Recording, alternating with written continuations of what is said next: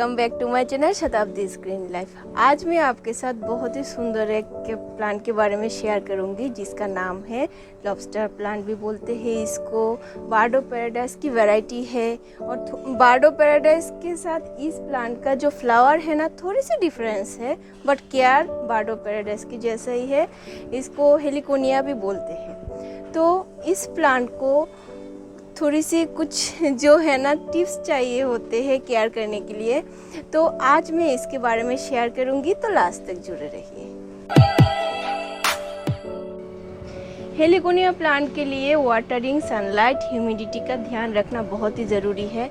तो मैं आज आपके साथ शेयर करूंगी कौन कौन सी चीज़ जो आप ध्यान रखना चाहिए, जो चीज़ ध्यान ना रखने से इसके प्रॉब्लम होते हैं लीव्स में और फ्लावरिंग में। और एक बात, हेलिकोनिया प्लांट जब तक ये मैच्योर नहीं होते फ्लावरिंग नहीं करते। जब भी आप नर्सरी से इसको लाओगे, इसको 2-3 साल लग जाते हैं फ्लावरिंग करने के लिए, क्योंकि ये प्लांट जब तक मैच्योर नहीं होते ये प्लांट फ्लावरिंग नहीं करते। बहुत सारे ऐसे फ्रेंड होते बहुत टेंशन में पड़ जाते हैं, मेरे ये प्लांट क्यों फ्लावरिंग नहीं कर रहे हैं। बट नहीं, जब आप लाओगे इसको आपको वेट करना पड़ेगा 2-3 साल, और जब आप वेट करोगे तब आप इस फ्लावर जो लीव्स है ना, लीव्स की जो ब्यूटी है उसको आप एंजॉय करो। देखिए ना, लीव्स बहुत ही शाइनी और ग्लोसी है। तो मैं बोलती हूँ कैसे आप इसका केयर करोगे। ये प्लांट ब्राइट लाइट एरिया बहुत पसंद करते हैं। ये सुबह की 4-5 घंटे की धूप इसको लगा दो तो ये फ्लावरिंग करने में बहुत ही हेल्पफुल होते हैं, क्योंकि सारे प्लांट्स को ही सनलाइट चाहिए फ्लावरिंग करने के लिए। तो मैंने जिस जगह में इसको प्लेस किया हूँ, इसको सुबह की 3-4 घंटे की धूप आराम से लग जाते हैं। तो आप ऐसी जगह प्लेस करना पूरे दिन की ब्राइट लाइट और जो सुबह की 3-4 घंटे की जो सनलाइट है वो वाली सनलाइट इसको मिल जाए। अब बोलती हूँ वाटरिंग के बारे में। आप जब भी हेलिकोनिया को वाटरिंग करोगे आप एक फिंगर डिप मेथड का यूज़ करना, क्योंकि ये जो प्लांट है ना ये राइजोम से उगते हैं। तो राइजोम से जो प्लांट्स उगते हैं उसमें ओवर वाटरिंग हो जाए तो क्या होते हैं, नीचे का जो राइजोम्स होते हैं वो गल जाते हैं। इसलिए आप जब भी इसको वाटरिंग करोगे उस टाइम में वाटर का ध्यान रखना और फिंगर टिप मेथड का यूज़ करना। और जब भी ये वाटरिंग करने के बाद सौसार में जब पानी रुक जाए नीचे में, उस पानी को आप हटा देना।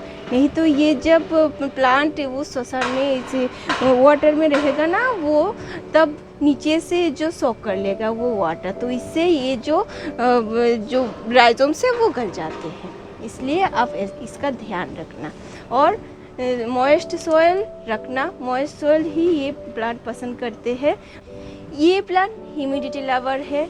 मैं दिल्ली एनसीआर में रहती हूँ, तो यहाँ पर बहुत ही ड्राई वेदर है और मैं जहाँ पे प्लेस किया हूँ ना, इस जगह में बहुत अच्छे से सनलाइट मिलते हैं।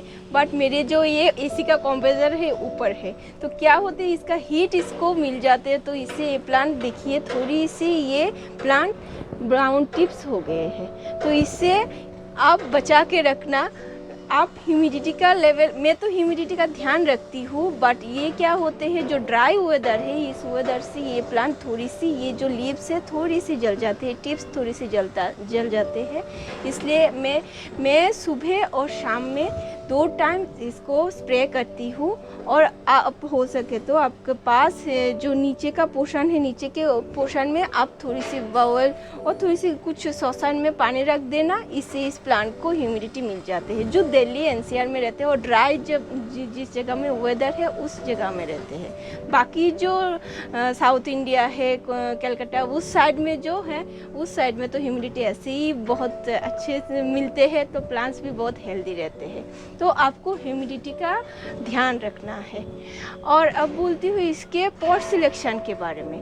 इस प्लांट का जब आप पॉट सिलेक्शन करोगे, आप मस्ट इसका जो ड्रेनेज जो होल है उसको आप चेक करके फिर आप इसको पॉट रिपोर्ट करना या पोटिंग करना, क्योंकि ड्रेनेज होल बहुत ही ज़रूरी होते हैं। नहीं तो क्या होते हैं, जब इसका पानी नीचे रुक जाए तो मैंने पहले भी बोला है, इसका जो राइजोम्स है वो गल जाते हैं, इसलिए पॉट सिलेक्शन बहुत ही ज़रूरी है। और इसका जो पॉट है आप अपने प्लांट्स के साइज़ के हिसाब से ये प्लांट बहुत ही फास्ट ग्रोइंग प्लांट है। ये जो मैंने प्लांट लाई थी उस टाइम में बस ये जो है ना ये स्टिक था, बट देखिए बहुत सारे प्लांट्स निकल आए हैं, तो ये बहुत फास्ट ग्रोइंग प्लांट है। तो आप जब भी देखोगे इसका रूट्स बाउंड हो रहे हैं और बहुत इसमें बहुत हेवी हो रहे हैं, तो उस टाइम में क्या करोगे, आपका जो प्लांट्स है इसको रिपोर्ट करना। इसको रिपोर्ट साल में एक बार ये रिपोर्ट चाहते हैं, तो आप उस टाइम में इसको रिपोर्ट कर देना। और रिपोर्टिंग के टाइम इसका जो सॉयल मिक्स है इसको आप एक हिस्सा गार्डन सॉयल, एक हिस्सा इसमें रिवर सैंड और एक हिस्सा इसमें जो वर्मी कंपोस्ट है वर्मी कंपोस्ट, नहीं तो एनी अदर जो कंपोस्ट है गोबर खाद, वो वाली खाद आप यूज़ करना। और इसके साथ आप जो नीम खली और जो फंजीसाइड ये मस्ट आप यूज़ करना। जब आपके प्लांट देखोगे मैच्योर हो गए हैं, 1-2 साल हो गए हैं, उस टाइम में जब आप रिपोर्टिंग करोगे उस टाइम में आप बोन मील यूज़ कर सकते हो। बोन मील यूज़ करने से इसका फ्लावरिंग जो है ना फ्लावरिंग बहुत अच्छे से होते हैं। बट जब भी आप नर्सरी से लाओगे और छोटा सा प्लांट है उस टाइम में ज़्यादा फर्टिलाइज़र की ज़रूरत नहीं होते हैं। आप बस महीने में एक बार इसमें लिक्विड फर्टिलाइज़र दे देना, गोबर खाद की लिक्विड टी और नहीं तो वर्मी कंपोस्ट की लिक्विड टी जो है वो वाली टी आप डाल देना। इससे ही ये प्लांट बहुत हेल्दी रहेगा और फ्लावरिंग करने में ये हेल्पफुल रहेगा। अब बोलती हूँ प्रोपोगेशन के बारे में। ये प्लांट लाओगे तो आप आराम से बहुत सारे प्लांट बना सकते हो, क्योंकि ये राइजोम्स बहुत हेवी फास्ट ग्रोइंग है और बहुत सारे प्लांट से निकल आते हैं। तो आप इसका राइजोम्स को थोड़ी सी काट करके दूसरे गमलों में लगा देना, देखना 1-2 साल में ही थोड़ी सी छोटे प्लांट्स निकल आएगा। तो प्रोपोगेशन बहुत ही आसान है। और अब बोलती हूँ इंसेक्ट्स की अटैक के बारे में। इसमें ज़्यादातर इंसेक्ट्स वगैरह की अटैक नहीं होते हैं, बट आप महीने में एक बार इसमें नीम ऑयल का स्प्रे कर देना, देखना ये प्लांट बहुत हेल्दी रहेगा।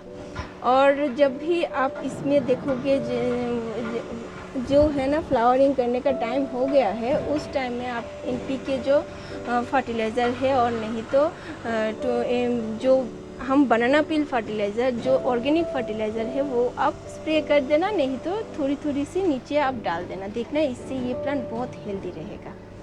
तो इतना सा ही है इस प्लांट का केयर, ज़्यादा केयर तो नहीं मांगते हैं।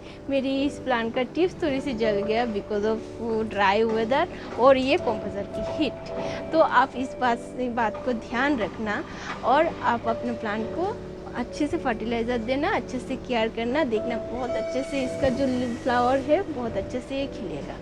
और इसका फ्लावरिंग टाइम है जो समर के टाइम और स्प्रिंग टाइम में, उस टाइम में आप अच्छे से इसको फर्टिलाइज़र देना। और स्प्रिंग और समर इस टाइम में आप फर्टिलाइज़र देना। और विंटर इसका डोरमेंसी का टाइम है, डोरमेंसी पीरियड में ज़्यादा फर्टिलाइज़र नहीं देना, उस टाइम में थोड़ी सी लिक्विड टी आप डाल देना। और जो बाहर का जो ठंडी हवाएं है और फ्रोस्ट वगैरह है उससे इस प्लांट को बचा के रखना, क्योंकि ये ज़्यादा ठंडी जो हवाएं है वो हवाएं ये बर्दाश्त नहीं कर पाते। इसलिए आप ऐसी जगह इसको प्लेस करना जहाँ पर कोड़े वगैरह पड़ते हैं, उस जगह से इसको हटा के रखना। तो कैसा लगा ये वीडियो बताना ज़रूर, और अच्छा लगे तो लाइक कमेंट और सब्सक्राइब कर देना। Thank you, bye, take care, happy gardening.